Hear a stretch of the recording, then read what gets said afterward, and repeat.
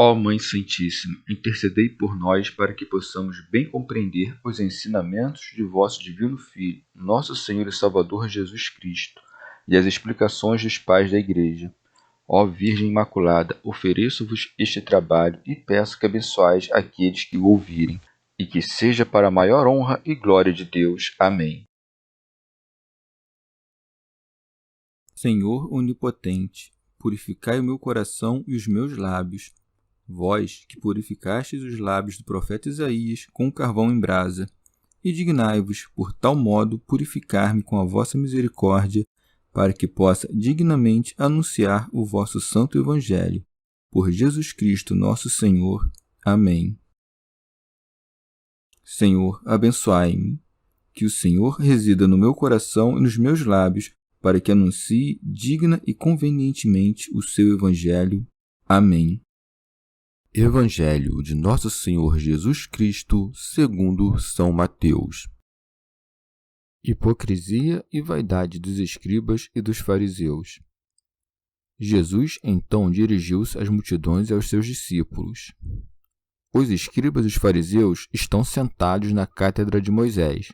Portanto, fazei e observar tudo quanto vos disserem. Mas não imiteis suas ações, pois dizem, mas não fazem. Amarram fardos pesados e os põem sobre os ombros dos homens, mas eles mesmos nem com o dedo se dispõem a movê-los.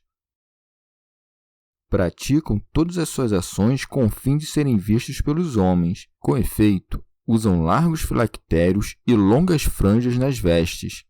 Gostam do lugar de honra nos banquetes, dos primeiros assentos nas sinagogas, de receber as saudações nas praças públicas e de que os homens lhes chamem Rabi.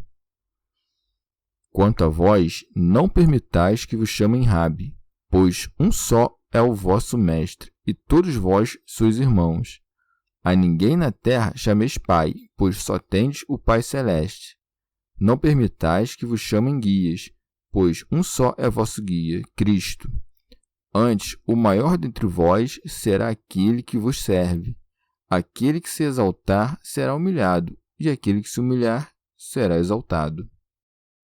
Comentários dos Pais da Igreja. Pseudo Crisóstomo.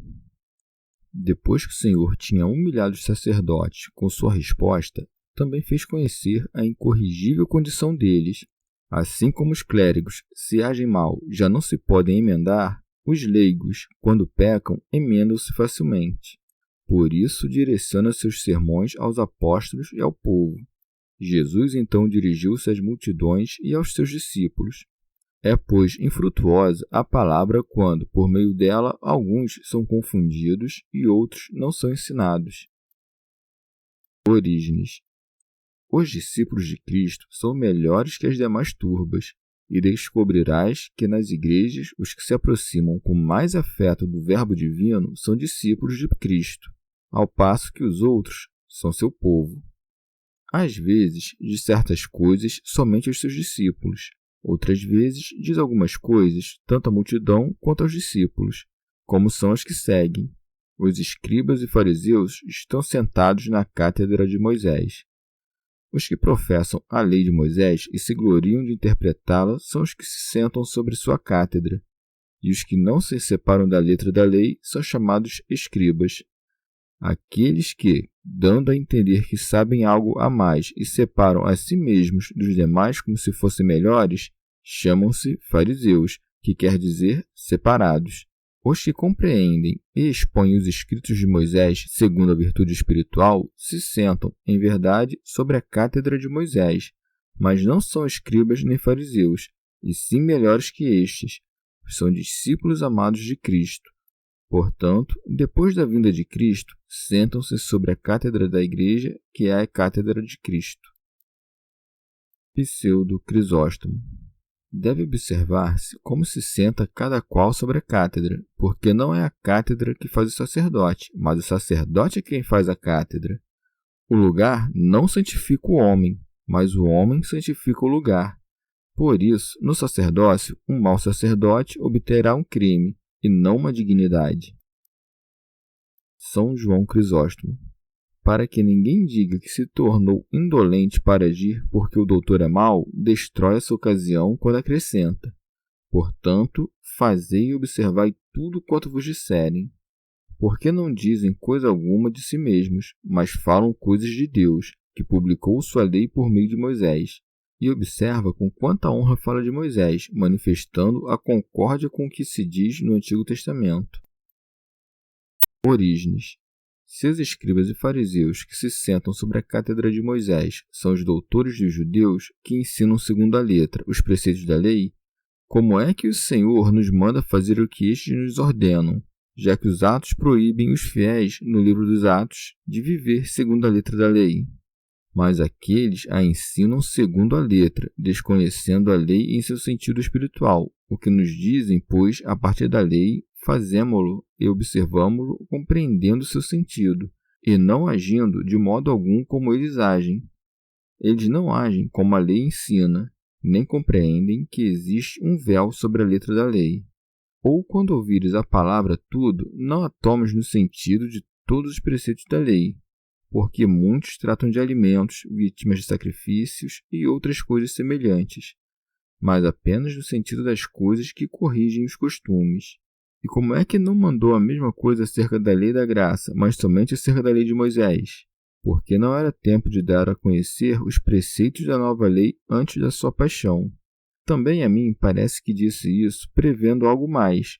Como iria acusar os escribas e os fariseus na sequência de seu discurso, para que não parecesse que desejava a autoridade destes entre os ignorantes, ou que fazia isso por inimizade, primeiramente retira de si toda suspeita, e depois começa a repreendê-los, com o desígnio de que as multidões não caiam nos mesmos vícios, e para que não pensassem que, pelo fato de deverem ouvi-los, deveriam imitá-los em suas ações, acrescenta: mas não imiteis suas ações. O que poderia existir de mais miserável do que um doutor que tem discípulos que se salvam quando não o seguem e que se condenam quando o imitam? Pseudo Crisóstomo. Assim como o ouro se extrai da terra e a abandona, que os ouvintes recebam a doutrina e abandonem as ações. Frequentemente, do homem mau procede uma boa doutrina. E assim como os sacerdotes julgam preferível ensinar os maus por causa dos bons, e por causa dos maus negligenciar os bons, do mesmo modo, os súditos, por causa dos bons sacerdotes, devem honrar também os maus, para que, por causa dos maus, os bons não sejam também desprezados. É melhor, pois, prestar honras injustas aos maus que subtrair honras justas aos bons. São João Crisóstomo. Considera também como começa a repreendê-los, pois segue-se, pois dizem, mas não fazem. Especialmente, é digno de censura aquele que, tendo a autoridade da doutrina, viola a lei. Em primeiro lugar, porque peca aquele que deve corrigir os outros. Em segundo lugar, porque, pecando, é digno de maior pena devido à sua honra. Em terceiro lugar, porque corrompe mais pecando. O que peca é digno de maior castigo, quanto maior é sua dignidade. E em quarto lugar, porque corrompe mais, uma vez que peca na condição de doutor. Ademais, repreende também aqueles porque são duros para os que lhes são subordinados. Por isso prossegue: amarram fardos pesados. Nisto dá a conhecer sua malícia dupla, uma porque exigem dos que lhes estão submetidos, sem concessões, a mais alta diligência na vida. A outra porque concedem uma grande liberdade desregrada a si mesmos, mas convém que o bom chefe se comporte da maneira contrária, procedendo como juiz inexorável nas coisas pessoais, e que seja manso na dos seus subordinados. Observe-se, pois, como agrava sua repreensão. Não disse que não podem, mas que não querem, nem disse levar, mas mover com o dedo, isto é, nem mesmo aproximar-se nem tocar. Pseudo Crisóstomo. Indubitavelmente, chama essas observâncias da lei de cargas pesadas e insuportáveis, no que diz respeito aos fariseus e aos escribas, de quem está falando e sobre quem fala Pedro. Por que tentais agora a Deus, impondo um jugo sobre as cervizes dos discípulos que nem nossos pais nem nós podemos suportar? Porque alguns, ao recomendar aos seus ouvintes com falsas razões os fardos da lei, atavam-nos como que concorrentes sobre os ombros de seus corações, a fim de que, acreditando-se obrigados pelo vínculo da razão, não se atrevessem a lançar para longe semelhantes correntes. Mas estes não cumpriam nenhuma de suas obrigações, e não digo em sentido completo, mas nem sequer superficialmente, ou seja, nem tocando com os dedos. Comentário de São Tomás de Aquino em forma de glosa. Ou atam fardos, isto é, recolhem de todas as partes essas tradições que, longe de elevar a consciência, sobrecarregam-na. São Jerônimo. Os ombros, os dedos, os fardos e os laços com que são atadas as cargas dos que se veem oprimidos devem tomar-se em sentido espiritual. Aqui também fala o Senhor em geral contra todos os mestres que ordenam coisas grandes e não fazem sequer o mínimo. Pseudo Crisóstomo. Tais são os que impõem um grande peso sobre os que fazem penitência e, assim, enquanto se foge da pena presente, menospreza-se a pena futura.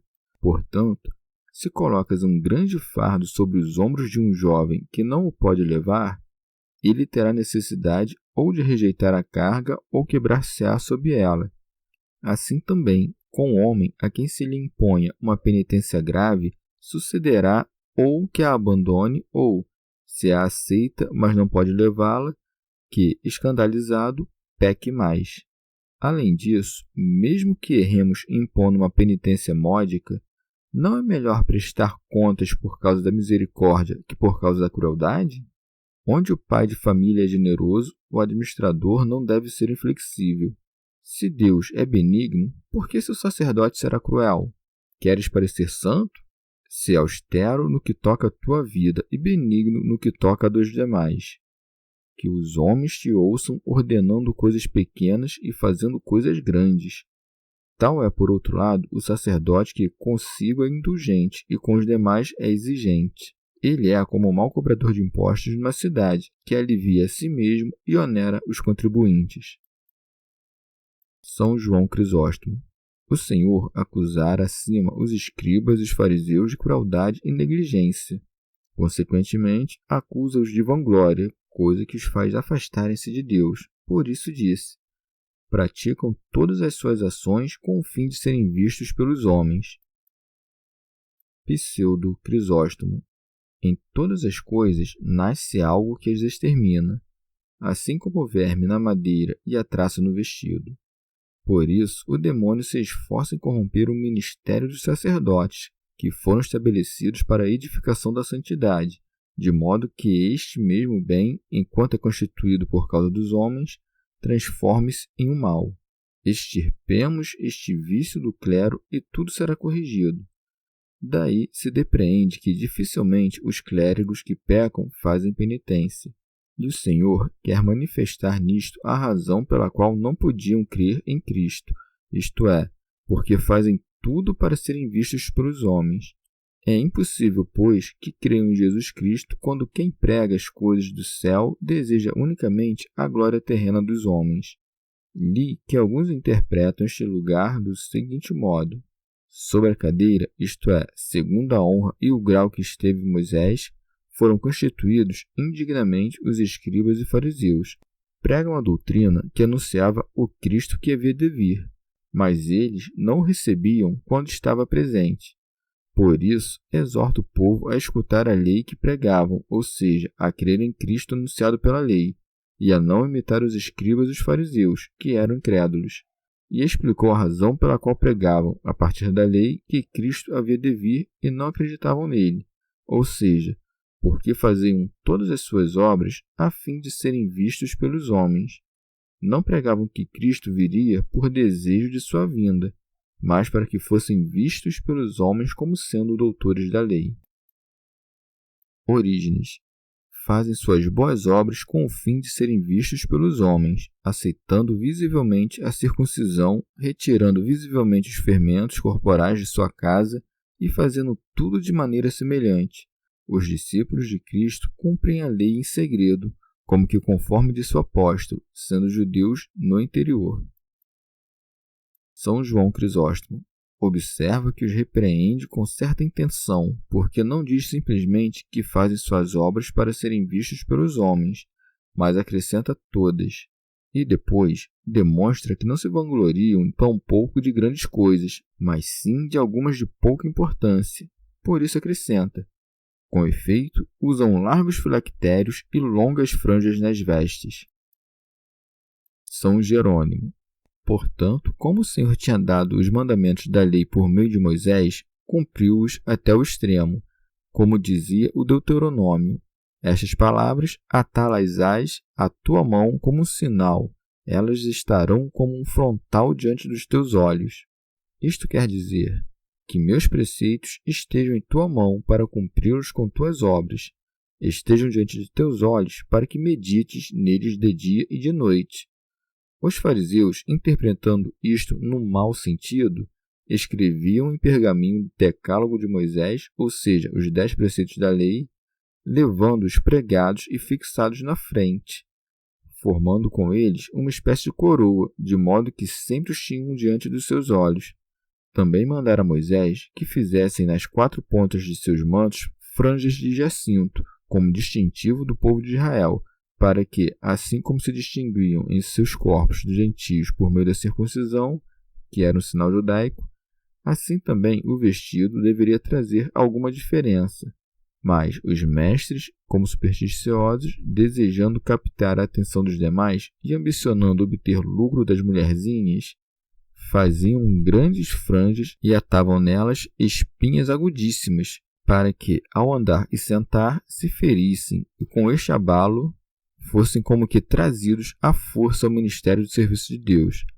Chamavam aquela espécie de distintivo de filactérias do decálogo. São tábuas onde estão escritos os nomes dos juízes, isto é, conservadoras, porque todos os que possuem conservam-nas para defender-se e protegerem-se a si mesmos. Não entendiam os fariseus que deviam levar estes preceitos no coração, não nos corpos. Sobre outro aspecto, também os armários e as arcas contêm livros, mas não conhecimento de Deus. Pseudo-Crisóstomo. Imitando o exemplo destes, existem muitos que, até hoje, inventam nomes hebreus de anjos, escrevem-nos e atam-nos para que pareçam temíveis aos que não entendem. Outros levam pendurado ao pescoço algo escrito do Evangelho. Mas não se lê todos os dias o Evangelho na igreja para que seja ouvido por todos? Como os Evangelhos, suspensos no pescoço, podem salvar aquele a quem nada aproveita quando os tem postos em seus ouvidos? Ademais, onde estará a força do Evangelho? Nas figuras das letras ou na inteligência do seu sentido? Se está nas figuras, fizeram bem levando-o pendurado no pescoço, mas se está no entendimento, mais aproveitará se for levado no coração do que suspenso no pescoço. Outros expõem esta mesma passagem concentrando-se no fato de que ampliavam seus discursos ocupando-se do modo pela qual observavam a lei, como se fossem filactérios, isto é, como conservadores da salvação. E assim, neste sentido, era como pregavam ao povo com assiduidade. As franjas formosas de seus mantos significavam as excelências de seus mandamentos. São Jerônimo. Como dilatavam em vão as filactérias e faziam maiores suas franjas, desejando as glórias dos homens, consequentemente, são acusados em tudo mais. Por isso é dito: gostam do lugar de honra nos banquetes, dos primeiros assentos nas sinagogas. Rábano Mauro. Deve-se notar que não proíbe que sejam saudados na praça, que ocupem ou se sentem nos primeiros postos aqueles a quem isto convém pela condição de seu ofício, mas nos ensina, sim, que nos guardemos, tal como dos corruptos, daqueles que exigem injustamente dos fiéis todas essas coisas, tenham ou não direito a elas. Pseudo-Crisóstomo. Não repreende aqueles que ocupam os primeiros lugares, senão os que os amam. A repreensão refere-se ao desejo, não ao fato. Humilha-se, pois, sem motivo aquele que deixa de lado o lugar, mas dá preferência a si mesmo no coração. Há aquele que se jacta ouvindo que é louvável colocar no último lugar, e por isso se senta depois de todos.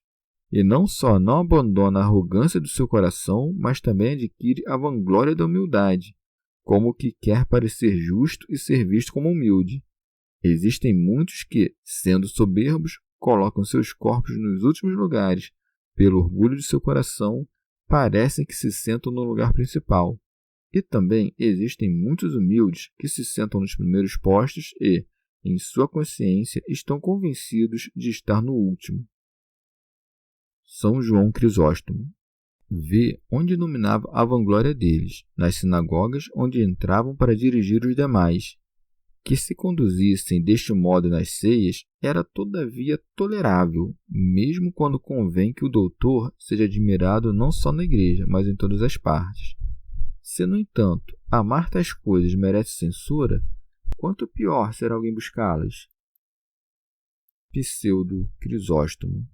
Também amam as primeiras saudações não só segundo o tempo, para que os saudemos primeiro, mas também segundo a palavra, para que, gritando, digamos, salve, Rabi!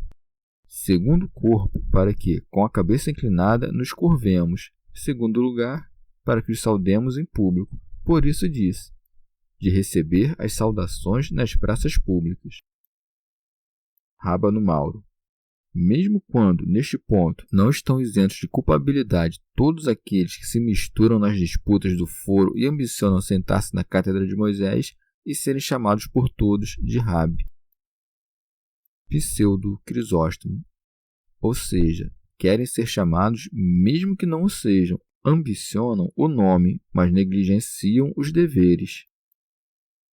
Orígenes. Na Igreja de Cristo também se encontram os que desejam os primeiros postos das mesas para fazerem-se diáconos, portanto, ambicionam tomar os primeiros lugares daqueles que se chamam presbíteros, e outros trabalham para que os homens lhes chamem de bispos, isto é, Rabi.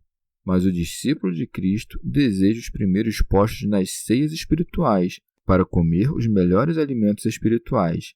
Deseja também, quando os apóstolos se sentarem sobre os 12 tronos, ocupar os primeiros lugares, apressando-se em oferecer-se pelas boas ações como dignos desses postos. Deseja também as saudações que se fazem nas reuniões celestes, isto é, nas reuniões celestiais dos primogênitos. Não desejam ser chamados de mestres, nem pelos homens, nem por nenhuma outra criatura, quando são justos, porque só existe um único mestre de todos. Por isto segue. Quanto a vós, não permitais que vos chamem Rabi. São João Crisóstomo. Ou, de outro modo, repreendia os fariseus por tudo aquilo, mas deixava de lado algumas coisas pequenas e de pouca importância, como se seus discípulos não necessitassem ser instruídos sobre elas. Mas o que era a causa de todos os males, isto é, almejar a cátedra do Mestre, isto é colocado em máxima evidência para que os discípulos sejam instruídos, por isso acrescenta: quanto a vós, não permitais que vos chamem Rabi, pois um só é o vosso Mestre. Pseudo Crisóstomo. Como se dissesse, não queirais ser chamados Rabi, para que não usurpem para si o que é devido a Deus. Não queirais chamar também os outros de Rabi, para não atribuir aos homens a honra divina. Um único é o mestre de todos, que naturalmente ensina a todos. Se, pois, um homem ensinasse o outro, todos os homens que tivessem doutores aprenderiam. Agora, no entanto, como não é o homem que ensina, mas Deus, muitos são ensinados, mas poucos aprendem.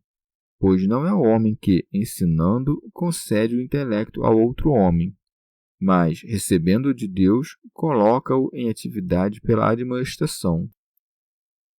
Santo Hilário de Poitiers. E para que os discípulos tenham presente que são filhos de um só Pai e que, por efeito de um novo nascimento, ultrapassaram os limites de sua origem terrena, acrescenta: e todos vós sois irmãos. São Jerônimo. Todos os homens podem ser ditos irmãos por afeto, e isto pode ser de duas formas, a especial e a comum. Especial porque todos os cristãos se chamam irmãos. Geral porque todos os homens procedem de um só Pai e vivem unidos a nós como mãos. Prossegue. A ninguém na terra chameis Pai. Pseudo-Crisóstomo. Ainda que no mundo um homem gere outro homem, entretanto há um só Pai que criou a todos. Não temos, então, o princípio de nossa vida em nossos pais, mas unicamente recebemos deles a ação de passar a vida. Orígenes. E quem é que não chama homem algum de pai na terra? Aquele que em todos os atos praticados de acordo com Deus diz: Pai nosso que estás nos céus. Comentário de São Tomás de Aquino em forma de glosa. E como dava a entender que Deus era Pai de todos, porque diz que estás nos céus, quer expor quem é o Mestre de todos. Por isso repete novamente o preceito do Mestre, dizendo: Nem permitais que vos chamem guias, pois um só é vosso guia, Cristo. São João Crisóstomo. Quando se diz que Cristo é o Mestre, não se exclui o Pai, assim como, quando se diz de Deus Pai Nosso, não se exclui Cristo, que é Pai dos homens. São Jerônimo. Pergunta-se por qual motivo o apóstolo diz ser o doutor das gentes em contraposição ao que aqui se ordena, e por qual motivo nos mosteiros chamam-se de maneira corriqueira uns aos outros de pais.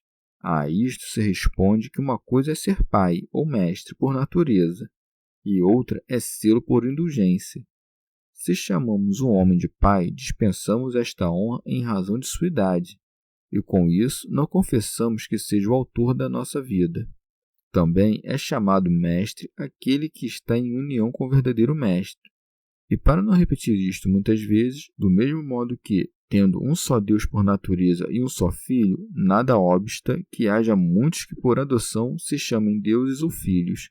Assim, o ter um único Pai e Mestre não impede que haja outros muitos que, por abuso, sejam chamados de pais e mestres.